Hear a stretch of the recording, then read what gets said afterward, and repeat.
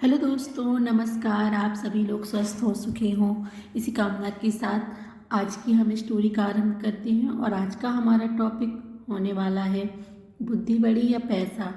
तो आइए जानते हैं इस स्टोरी के माध्यम से। किसी देश में एक राजा राज्य करता था। उसके लिए पैसा ही सब कुछ था। वह सोचता था कि पैसे के बल पर दुनिया के सारे कामकाज चलते हैं। तांबे की मेघ तमाशा देख कहावत झूठ नहीं है।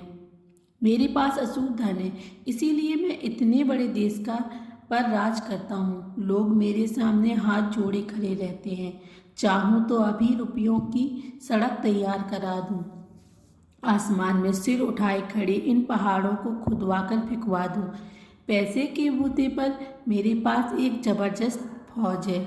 उसके द्वारा किसी भी देश को क्षण भर में कुचल सकता हूँ।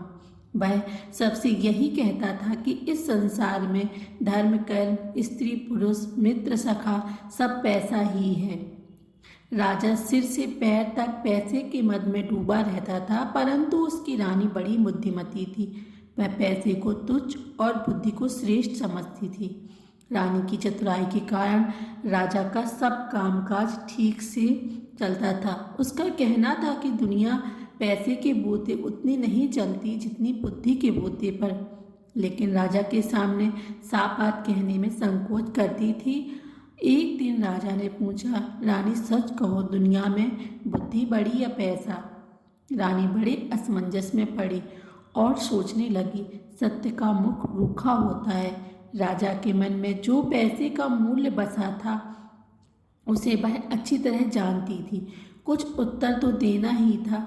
वह बोली, महाराज, यदि आप सच पूछते हैं तो मैं बुद्धि को बड़ा समझती हूँ। बुद्धि से ही पैसा आता है और बुद्धि से ही सब काम चलते हैं। बुद्धि ना हो तो सब खजाने यूं ही लुट जाते हैं, राजपाट चौपट हो जाता है। पैसे की इस प्रकार निंदा सुनकर राजा को बहुत गुस्सा आया और बोला, रानी, तुम्हें अपनी बुद्धि का बड़ा घमंड है। मैं देखना चाहता हूँ कि तुम बिना पैसे के बुद्धि के सहारे कैसे काम चलाती हो। ऐसा कहकर उसने रानी को नगर के बाहर एक मकान में रख दिया। सेवा के लिए 2-4 नौकर भेज दिए। खर्च के लिए ना तो एक पैसा दिया और ना किसी तरह का कोई सामान। रानी के शरीर पर जो जेवर थे वे भी उतरवा लिए। रानी मन ही मन कहने लगी कि मैं एक दिन राजा को दिखा दूंगी कि संसार में बुद्धि भी कोई चीज है, पैसे ही सब कुछ नहीं है। नए मकान में पहुंचकर रानी ने नौकर द्वारा कुम्हार के अबे से 2 ईंटें मंगवाईं और उन्हें सफ़ेद कपड़े में लपेटकर ऊपर से अपने नाम की मोहर लगा दी। फिर नौकर को बुलवाकर कहा, तुम मेरी इस धरोहर को धन्नू सेठ के घर ले जाओ। कहना, रानी ने यह धरोहर भेजी है। 10,000 रुपये मंगाए हैं। कुछ दिनों में तुम्हारा रुपया सूद के लौटा दिया जाएगा और धरोहर वापस कर ली जाएगी। नौकर सेठ के यहाँ पहुँचा। धरोहर पर रानी का नाम की मोहर देखकर सेठ समझ गया इसमें कोई कीमती जेवर होंगे। उसने 10,000 रुपया चुपचाप दे दिया। रुपया लेकर नौकर रानी के पास आया। रानी ने इन रुपयों से व्यापार शुरू किया। नौकर चाकर लगा दिए। रानी देख रेख करने लगी। थोड़े ही दिनों में उसने इतना पैसा पैदा कर लिया कि सेठ का रुपया चुक गया और काफ़ी पैसा बच रहा था। इस रुपए से उसने गरीबों के लिए मुफ्त दवाखाना, पाठशाला तथा अनाथालय खुलवा दिए। चारों ओर रानी की जय जयकार होने लगी। शहर के बाहर रानी के मकान के आसपास बहुत से मकान बन गए और वहाँ अच्छी रौनक रहने लगी। इधर रानी के चले जाने पर राजा अकेला रह गया। रानी थी तब वह मौके के कामों को संभाले रहती थी, राजकाज में उचित सलाह देती थी। धूर्तों की दाल उसके सामने नहीं गलने पाती थी। अब उसके चले जाने पर धूर्तों की बन आई। धूर्त लोग आकर राजा को लूटने लगे। अंधेर गर्दी बढ़ गई। नतीजा यह हुआ कि थोड़े ही दिनों में खजाना खाली हो गया। स्वार्थी कर्मचारी राज्य की सब आमदनी हड़प जाते थे। अब नौकरों का वेतन चुकाना कठिन हो गया। राज्य की ऐसी दशा देख राजा घबरा गया। वह अपना मन बहलाने के लिए राजकाज मंत्रियों को सौंपकर देशाटन के लिए निकल पड़ा। जाते समय नगर के बाहर उसे कुछ ठग मिले। उनमें से एक काना आदमी राजा के पास आकर बोला, महाराज, मेरी आंख आपके यहाँ 2000 में गिरवी रखी थी, वादा हो चुका है। अब आप अपने रुपये लेकर मेरी आंख मुझे वापस कीजिए।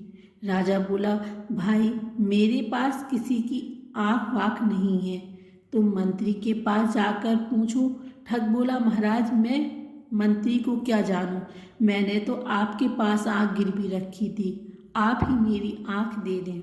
जब बाड़ी ही फसल खाने लगी तब रक्षा का क्या उपाय, आप राजा हैं, जब आप ही इंसाफ ना करेंगे तो दूसरा कौन करेगा।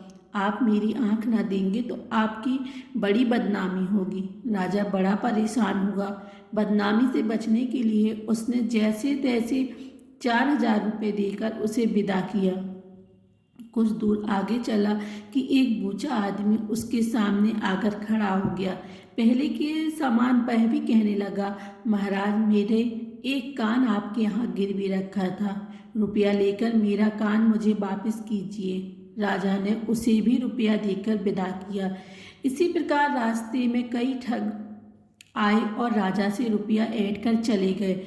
जो कुछ रुपया पैसा साथ लाए थे वह ठगों ने लूट लिया। वह खाली हाथ कुमारी चौबालों के देश में पहुँचे। कुमारी चौबाला उस देश की राजकन्या थी। उसका प्रण था कि जो आदमी मुझे जुए में हरा देगा उसी के साथ विवाह करूंगी। राजकुमारी बहुत सुंदर थी। दूर दूर के लोग उसके साथ जुआ खेलने आते और हार कर जेल की हवा खाते। सैकड़ों राजकुमार जेल में पड़े थे। मुसीबत के मारे वह राजा साहब भी उसी देश में आ पहुंचा। चौबाला की सुंदरता की खबर उनके कानों में पड़ी तो उनके मुंह में पानी भर आया। उनकी इच्छा उसके साथ विवाह करने की हुई। राजकुमारी में महल से कुछ दूरी पर एक बंगला बनवा दिया था। विवाह की इच्छा से आने वाले लोग इसी बंगले में ठहरते हैं। राजा भी उसी बंगले में जा पहुंचा। पहरेदार ने तुरंत रानी को खबर दी। थोड़ी देर बाद एक तोता उड़कर आया और राजा की बाह पर बैठ गया। उसके गले में एक चिट्ठी बंधी थी जिससे विवाह की शर्त लिखी थी। अंत में वह भी लिखा था कि यदि तुम जुए में हार गए तो तुम्हें जेल की हवा खानी पड़ेगी। राजा ने चिट्ठी पढ़कर जेब में रख ली। थोड़ी देर बाद राजा को राजकुमारी के महल में बुलाया गया। जुआ शुरू हुआ और राजा हार गया। शर्त के अनुसार वह जेल भेज दिया गया। राजा की हालत बिगड़ने और नगर छोड़कर चले जाने का समाचार जब रानी को मालूम हुआ तो उसे बहुत दुख हुआ। राजा का पता लगाने वह भी परदेश को निकली। कुछ ही दूरी चली थी कि वह पुराने ठग फिर आ गए। सबसे पहले वही कान आया। कहने लगा, रानी साहब, आपके पास मेरी आंख 2000 में गिरवी रखी थी, आप अपना रुपये लेकर मेरी आंख वापस कीजिए। रानी बोली, बहुत ठीक है, मेरे पास बहुत से लोगों की आंखें गिरवी रखी हैं, उन्हीं में से तुम्हारी भी होगी। एक काम करो, तुम अपनी दूसरी आंख निकाल कर मुझे दो, उसके तौल की जो आंख होगी वह तुम्हें दे दी जाएगी। रानी का जवाब सुनकर ठग की नानी मर गई। वह बहुत घबराया। रानी बोली, देर मत करो, दूसरी आंख जल्दी निकालो, उसी के तौल की आंख दे दी जाएगी। ठग हाथ पैर जोड़कर माफ़ी मांगने लगा। बोला, सरकार, मुझे आंख वाँख कुछ नहीं चाहिए, मुझे जाने की आज्ञा दीजिए। रानी बोली, नहीं, मैं किसी की धरोहर अपने पास रखना उचित नहीं समझती। तुम जल्दी से अपनी आंख निकाल कर मुझे दो, नहीं तो सिपाहियों से कहकर निकलवा लूँगी। अंत में ठग ने विनती करके 4000 रुपया देकर अपनी जान बचाई। यही हाल बूचे का हुआ। दूसरा कान काटने ही वाला था तो उसने भी 4000 रुपये देकर रानी से अपना पिंड छुड़ाया। ठगों से निपटकर रानी आगे बढ़ी और पता लगाते लगाते कुमारी चौबाला के देश जा पहुंची। राजा के जेल जाने का समाचार सुनकर उसे दुख हुआ। तब वह राजा को जेल से छुड़ाने का उपाय सोचने लगी।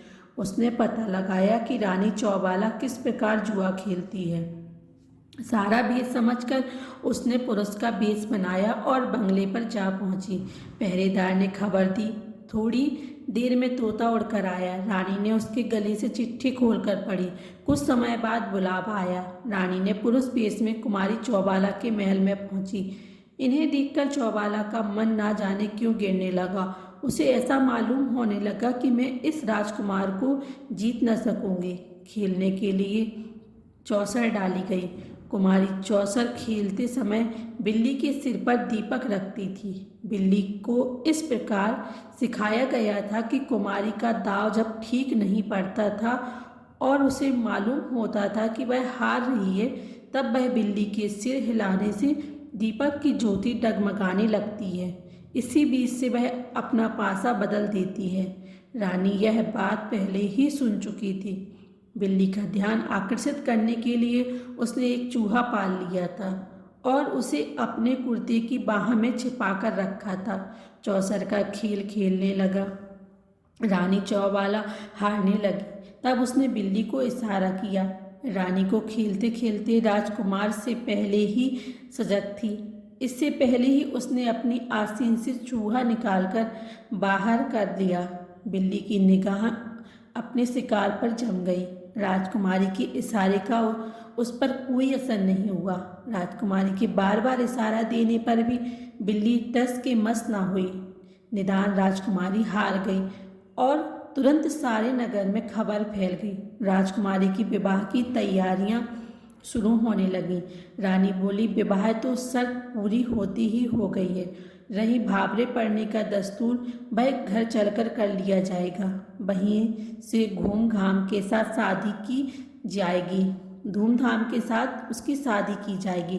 चौबाला राजी हो गई। पुरुष वेशधारी रानी बोली, एक बात और है, यहाँ से चलने से पहले उन सब लोगों को जिन्हें जेल में डाल रखा है छोड़ दो, लेकिन पहले एक बार उन सबको मेरे सामने बुलाओ। कैदी सामने लाए गए। हर एक कैदी की नाक छेद कर कौड़ी पहनाई गई। सबके हाथ में कौलू, हाँकने की हकनी और गले में चमड़े का खलीता पड़ा था। इस खलीते में उनके खाने के लिए खाली रखी जाती थी। खलीते पर हर कैदी का नाम दर्ज था। इन्हीं कैदियों के बीच रानी के पति भी थे। रानी ने जब उनकी दशा देखी तो उसका जी भर आया। उसने अपने मन के भाव को तुरंत छिपा लिया। सब कैदियों के नाक से कौड़ी निकाली गई। नाई बुलाकर हजामत बनवाए गए। अच्छे कपड़े पहनाकर उत्तम भोजन करा के उनको छुट्टी दे दी गई। राजा ने राजकुमारी की जय जय बोलकर सीधी घर की राह पकड़ी। दूसरे दिन सवेरे रानी राजकुमारी चौबाला को विदा कराकर हाथी, घोड़ी, दास दासी और धन दहेज के साथ अपने नगर को चली। रानी पुरुष वेश में घोड़े पर बैठी आगे आगे चल रही थी। पीछे पीछे चौबाला की पालकी चल रही थी। कुछ दिन में वह अपने नगर आ पहुंची और नगर के बाहर अपने बंगले में ठहर गई। राजा जब लौटकर अपने नगर में आए तो देखते क्या है कि रानी के मकान के पास औषधालय, पाठशाला, अनाथालय आदि कई इमारतें बनी हैं। यह देखकर राजा अचंभे में आ गया। सोचने लगा, रानी को मैंने एक पैसा तो दिया नहीं था, उसने ये लाखों की इमारतें कैसे बनवा ली। पैसे का महत्व उसकी नज़रों में अभी तक पैसा ही बना हुआ था। संध्या समय उसने रानी को बुलवाया। पूछा, कहो रानी, अब भी तुम्हारी समझ में आया कि बुद्धि बड़ी होती है या पैसा। रानी कुछ नहीं बोली। चुपचाप उसने राजा की नाक की कौड़ी, खलीता, अंकन और खली का टुकड़ा सामने रख दिया। राजा विस्मित होकर रह गया। सोचने लगा कि ये चीज़ें इसे कहाँ से मिली। इतने में रानी कुमारी चौबाला को बुलाकर उसने सामने खड़ा कर दिया। अब राजा की आंखें खुली। वह समझ गए कि चौबाला की कैद में छुड़ाने वाला राजकुमार और कोई नहीं, उसकी बुद्धिमती रानी ही थी। राजा ने लज्जित होकर सिर नीचे कर लिया। फिर कुछ देर सोचकर कहने लगा, रानी, अभी तक तो मैं बड़ी भूल में था। तुमने मेरी आंखें खोल दी। अभी तक मैं पैसे को ही सब कुछ मानता था और आज मेरी समझ में आ गया कि बुद्धि के आगे पैसा कोई चीज़ नहीं है। शुभ मुहूर्त में चौबाला का विवाह राजा के साथ धूमधाम के साथ हो गया। दोनों रानियां हिल मिलकर आनंद पूर्वक रहने लगीं। तो दोस्तों, आपको अगर ये स्टोरी पसंद आई हो तो हमारे इस चैनल को सब्सक्राइब कीजिए, लाइक कीजिए। धन्यवाद दोस्तों।